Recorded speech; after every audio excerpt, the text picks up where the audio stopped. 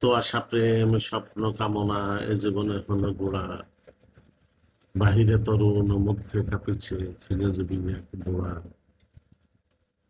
মোর যৌবন ভিখারি আজিকে তব যৌবন দ্বারে, আমি সে ডুবে যেতে চাই তব পানামারে।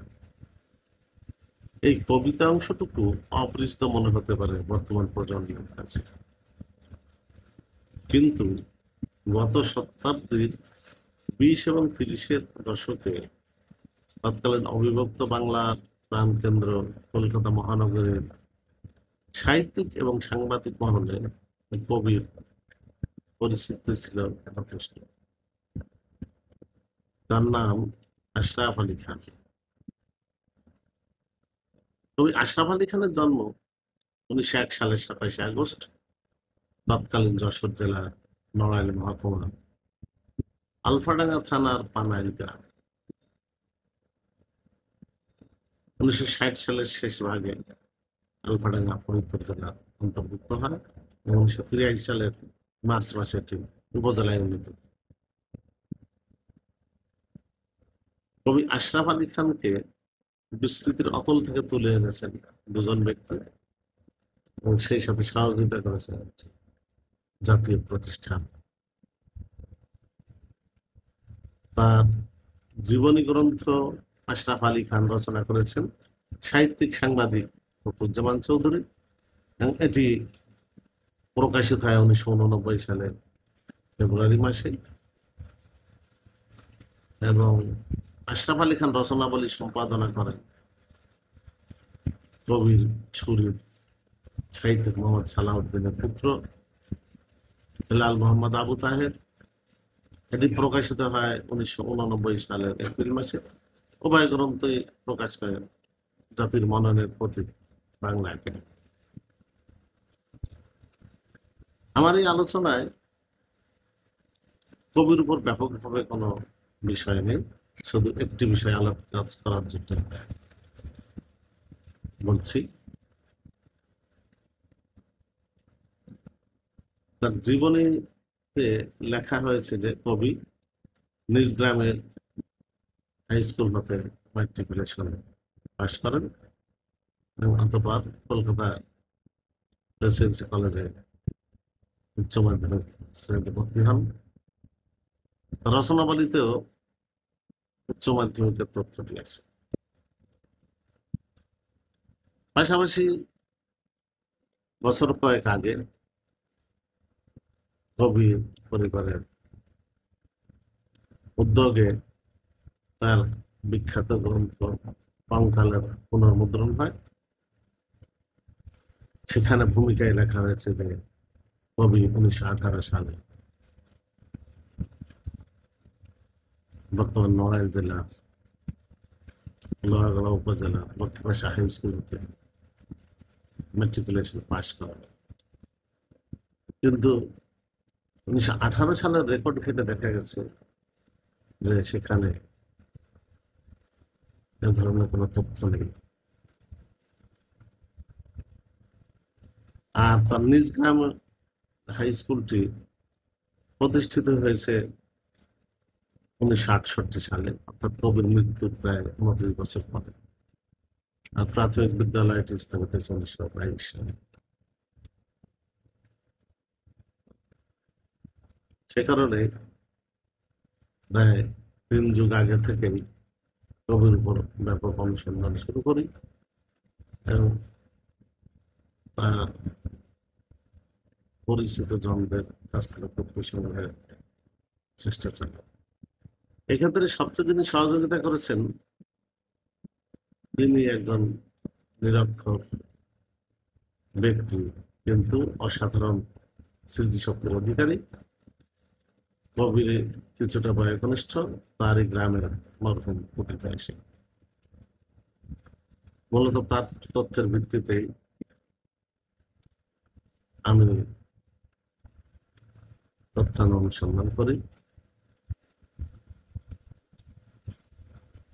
সেই মতে কবি গ্রামে সীতেশ পণ্ডিতের পাঠশালায় প্রথমে বাল্য শিক্ষা গ্রহণ করেন, অতঃপর মাত্র কয়েক বছর আগে প্রতিষ্ঠিত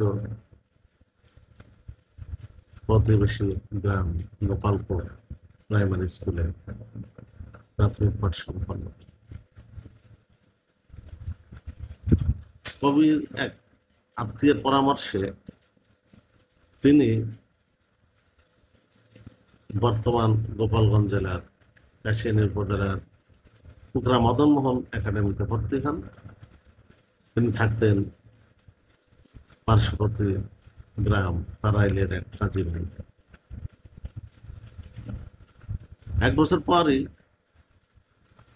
কবি বর্তমান নড়াইল জেলার লোহাগড়া উপজেলার ইত্যা মাধ্যমিক বিদ্যালয়ে ভর্তি হন।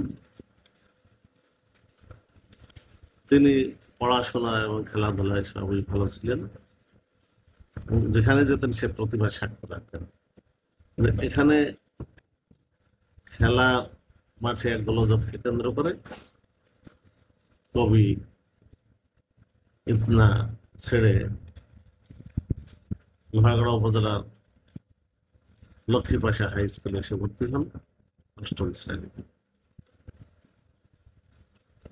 তখন বলা হতো 3rd ক্লাস এবং 9ম শ্রেণীতে বলা হতো 2nd ক্লাস।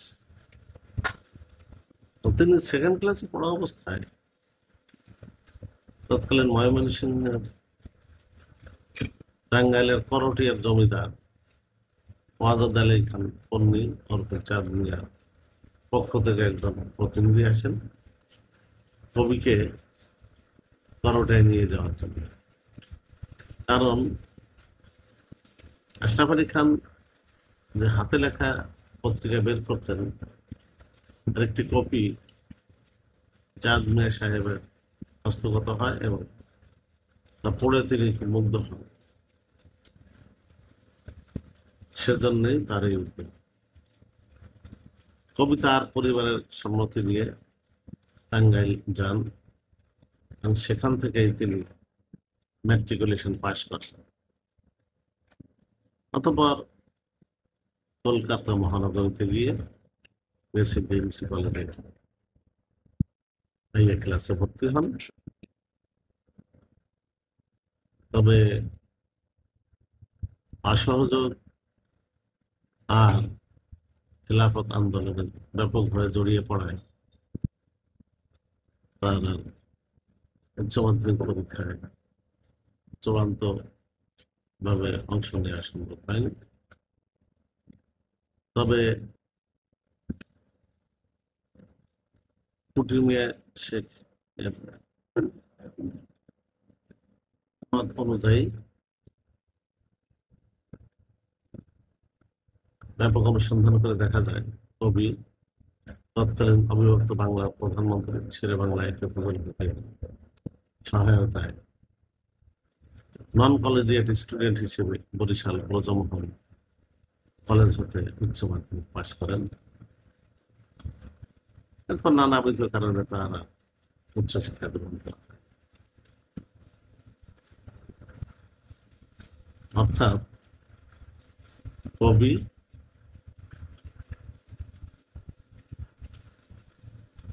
ঠিকই উচ্চ মাধ্যমিকে পাশ করেছেন এবং এই তথ্যটি বিশেষভাবে প্রমাণ করা হয়েছে। বিশেষ করে তার ম্যাট্রিকুলেশন পাশের result the gazette of India এবং তার উচ্চ মাধ্যমিক পাশের রেজাল্ট দ্য ক্যালকাটা গেজেট হতে যাচাই করা হয়েছে। সে কারণে আমার মনে হয় যত জায়গায় কবির শিক্ষাগত যোগ্যতা নিয়ে বা তার তথ্যাবলী যা লেখা হয়েছে সবখানেই এটা সংশোধনী হওয়া বলে মনে করি। যেহেতু আমি প্রথম ভিডিও করছি